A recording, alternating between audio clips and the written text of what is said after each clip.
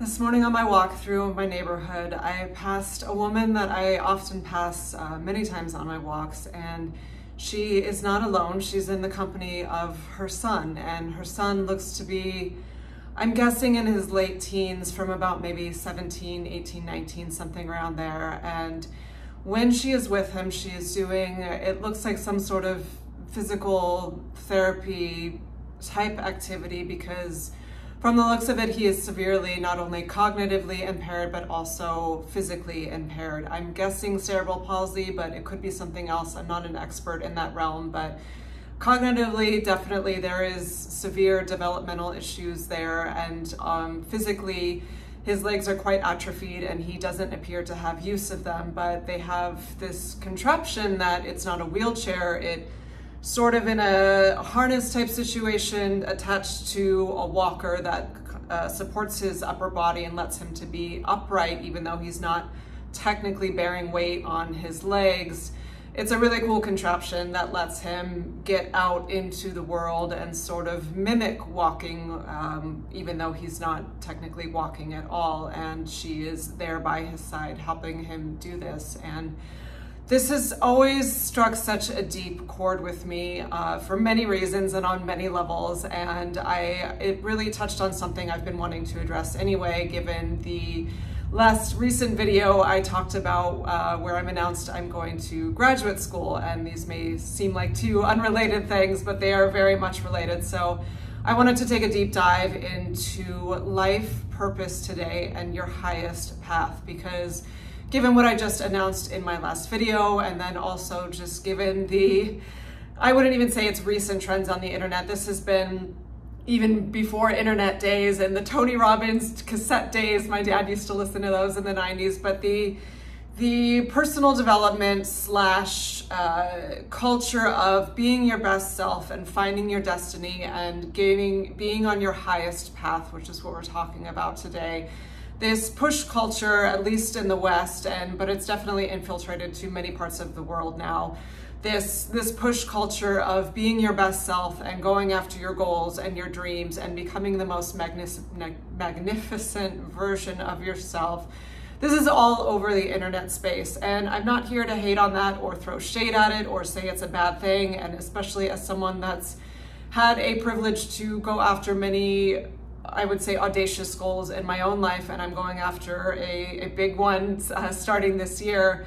I'm not here to push back and say that those are bad things to go after goals of that nature, but I think when many people are sort of looking for this deeper connection to, well, what am I here for, right? Like, that's the oldest question of human existence, really. It's like, well, what's the meaning of life? Why am I here? And you have everything from the spectrum of complete nihilist to say, well, it was totally random from an amoeba and I'm just here and I'm an animal and I can talk, but there's no point to life, all the way to the other spectrum to where people feel, some sort of divine purpose with their life. I'm definitely more on that end of the spectrum, but I want to take a deep dive today into what divine purpose actually might mean for everyone, because in the spectrum of the internet that so many people have access to these days, we're kind of fed this narrative of your divine purpose and your highest path and what you're here to do as a human needs to be something magnificent. And we have this rubric on the internet or these self-help books or these Tony Robbins workshops. And again, no hate to him, he's a great person that's trying to help people, but there's sort of this rubric out there of what a magnificent life looks like. It's being a top doctor, neurosurgeon, going into special ops force in the Marines or something like that, going and saving the world as a Nobel Peace Laureate, or going and being a teacher, not just at a community college, but you need to be the best teacher and tenured, or you need to be a world speaker, or so much of it is tied to money as well. And I'm not anti-money. I've said that before on this channel. Money is a tool, but money as an ends of itself and money as a goal of itself is a very empty pursuit. And people that have really gotten there, that's why you see celebrities or people that have become very successful in Hollywood and get very depressed and addicted to drugs, because they were chasing this rubric of money and then magnificence on the spectrum of I'm doing something important that many people can give love and validation for. If it's not coming from the right place, it's not actually going to be your highest path. And what is your highest path? Well, coming back to that mother, and I'm assuming it's a mother and son. I could be incorrect. I don't know her. We just say hello to each other as we pass, but maybe she's an aunt or a cousin or a caretaker. But reading the energy exchange and just in my heart, it reads as mother and son. So, but either way, it's someone devoting themselves to this person who needs constant care and attention. And reading again, just with the way the legs are atrophied and the cognitive signs of this person, it's not a rehabilitation circumstance. This person is in that capacity for life. And this caretaker, this woman that I see with this young man, it breaks my heart, but not in a sad way. It breaks my heart open in a beautiful way, in a way of just, it almost brings me to tears, but from a space of love. Not, I feel sorry for this woman, I have compassion for this young man, but it breaks my heart open in that I see this just the purest form of love from this woman to this young man in just complete devotion and care. She is completely in love, not in the romantic sense, but in love in the giving sense, in the caretaking sense. And she is completely present with this young man who is in a very, very difficult situation. It's definitely not a rehabilitation circumstance where he'll be able to walk again, where he'll be able to have cognitive function to go to school even or hold a job. This is someone that will need essentially complete care for the rest of their life. And as I witnessed this woman, I tried, not to stare, but I would say fairly empathic to where I feel energy off of people. And it is just pure love coming off of this woman and pure devotion to this young man and his needs and pure presence and pure just giving of her heart on the deepest level. And it struck me today as I passed her again and we said our hellos and smiled that is what the highest path is. That is what your life purpose is, according to me. Am I some internet self-help guru? No, but I don't even really believe in that anymore. But just from my own experience, it just struck me so heavily today. And today I did a walk in silence versus with music. I've been, again, I talk about silence so much on this channel, but I felt very called to walk in silence today. And I was very much pulled into noticing the birds and just the wind in the trees. We have the Santa Ana winds right now, and I could smell things more. There's wild dill in little pockets of the area I am. It smells amazing. There's jasmine blooming. That smells incredible. And so I felt definitely more present and in my heart space. And I think I could receive just this beautiful example that was in front of me of this woman caretaking with her son. And it hit me on such a down low level of like, that's it. That's what we're here to do, to give of your heart in the deepest, most present, most beautiful way that you can with whatever circumstances are given to you or that you choose. And how does that tie into my announcement of graduate school, well, and life path and all that? This is what I feel called to do in this moment. As someone that is not having children, because it is not what I feel called to do, I was a teacher for 10 years and felt very much called to give of my heart to the development of those hundreds or so, however many kids it was over the course of a decade. That is what I felt called to do in that chapter of my life. And now in this new chapter of my life, I feel very called to give of my heart in the deepest level for the protection of the land, the trees, and the animals, these incredibly powerful, beautiful beings that have so much wisdom, I think, beyond human knowledge, but because of the way the human species has developed with our specific intellect, we exude might is right over these beings, and we take with the assumption of everything around us is here to serve us. But I do not agree with this mentality we've had as a collective, and I want to protect those who are voiceless, that they have power but are not able to fight back essentially over human dominion. And that is just what I feel called to do. And I got such incredible love and support from everyone in the comment section, and I thank you all for that. But it's not about doing this because it sounds important or it will get a lot of validation or love or adulation or people clapping and saying, good job, you're important in the world. And of course, that sort of feedback is nice as a human being. That can't be the why you're doing something. And I mentioned briefly in a video, and someone was hoping for a full-on video on this. Maybe I'll dive into it, but I'll sort of touch on it here of a couple years ago as I was trying to sink my teeth into this question of, well, what is my highest life purpose? I know it's not to work in restaurants, and feeling very stuck with that.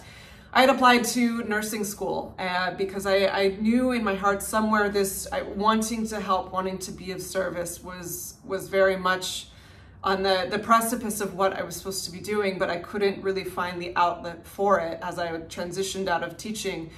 And so I applied to nursing school, and I actually got in. I got into Duke University in the United States, into their nursing program, and it is a very good school. It's a top-ranked nursing school. And I'm not saying this to be, well, guess what? I got into that top school. I'm saying this more to expose a fault of mine, actually, and that was I was chasing something because it sounded important.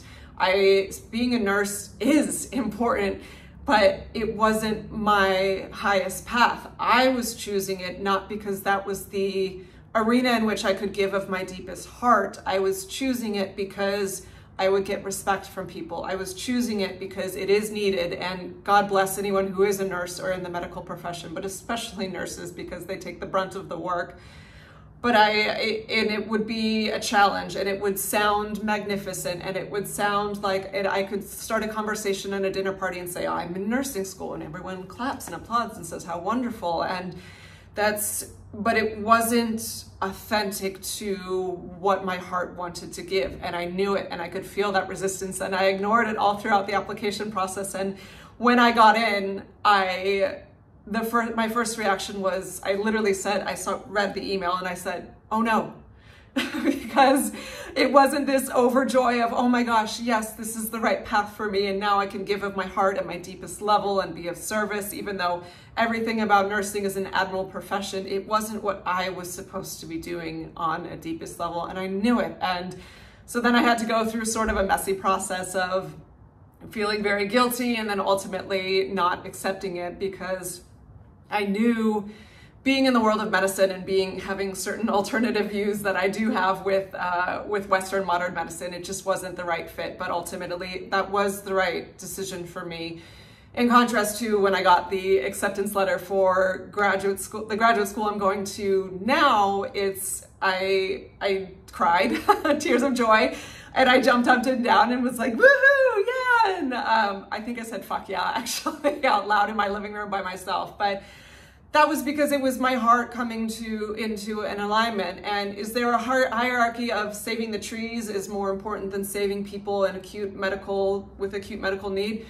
You could argue one over the other, but that's not what it's about. And that's the bigger issue I'm talking about. Is I am going after this path because it feels authentic to my heart, and I feel this deep love and connection to nature that I want to devote my life to protecting and caretaking for. And the bigger even meta issue that I want to address is someone in the comments felt very sad because when I was talking about complacency and how just continuing to do my life as is was complete, I used the quote from my father, complacency is a slow death. And they equated that to, because they're not about to do something quote unquote magnificent and put themselves out in the world like I'm about to do with this new adventure, and because they're older and they have some physical limitations, and they equated that to, well, they're just being complacent and living, waiting for death, essentially. And I want to be very, very clear that that's not at all what I'm asserting by when I was speaking to complacency, because everyone's path is so unique. Complacency for me was not being able to give of my heart in the deepest way, because working in restaurants, although it is being of service to people in some kind of way, it wasn't my path to devotion. And the biggest, to bring this full circle into what your highest path is, your highest path is devoting of your heart on the deepest level, in the deepest state of love. And that could look like absolutely anything. It doesn't have to be in alignment with these quote unquote magnificent career trajectories that all of the self-help gurus and the motivation coaches and all of these, videos on YouTube saying you gotta make those, you can make that $1 million, you can have the best social media account out there, you can have the best business out there, you can be the top doctor, you can be the top whatever. That's not what it's about. It's about giving like that mother with her child, and who knows, maybe she is a top doctor or solved some sort of scientific equation that helped a bunch of people, or is an incredible concert pianist. I know nothing about her. All I know is what she gives to that young man in that moment, and it is beautiful. And that's her highest path in that moment, is that pure devotion to someone that needs it the most. And you and your path will look so different. But it's about giving of your heart in that deepest level. Maybe you're a caretaker for an animal that has to wear one of those little wheelabouts, or is blind and elderly, or maybe you have a special needs child, or maybe you just have a sister who is a single mom and you help watch her kids because she's drowning in her own work. Or the list is endless. Maybe it's not always about caretaking too. While that's one of the most beautiful things is to take care of those who are vulnerable. Maybe your craft is you're an architect or an amazing cook, or you repair shoes. The point is how it shows up and how it looks. There's not a hierarchy with it, and if you get caught up in comparing yourself to the rubric of what success is, what your highest path looks like, and think you need to be some sort of Star Wars Jedi to be living your highest best self, that's gonna really trip you up. The metric is, what do I feel my heart in? What do I feel pure devotion in? Whether it gets accolades or not, whether it gets validation or not, whether it gets social media likes or not, whether someone tells you a good job or not, whether you're saving the whales or not. Maybe it's just watering a flower or picking a weed around a plant so that that plant can thrive. You're caretaking for a being. And if you're giving of yourself in the deepest way and you feel deep love and devotion in that moment, that's it. That's your highest path. So that way, again, whatever you feel called to do in life, and maybe you have certain physical limitations, whether it's in your body or in your mind, there's no limitation to your heart. And there's no hierarchy for the spectrum in which you are able to give of your heart. Your deepest heart is your deepest heart, and that is limitless. And whatever you're able to give it to, whether it's a craft or another being, if you are in the deepest state of love and devotion, that is your highest path. So you don't need to look for someone else to tell you what you should be setting for goals, what you should be doing for your business, what you should be seeking after in life. Give of your heart, and you know what makes your heart come alive. Give in that deepest moment to those who can receive it at the deepest level, and that's it. Well, at least according to me. Okay, that's my thoughts for today. Let me know how that landed for you, and if you want to share in the comments ways that you are on your highest path in which you are giving of your heart in the most devotional way, I would love to hear it. Okay, my friends, that is it for today. Thank you for watching. I'll see you in the next one. Bye.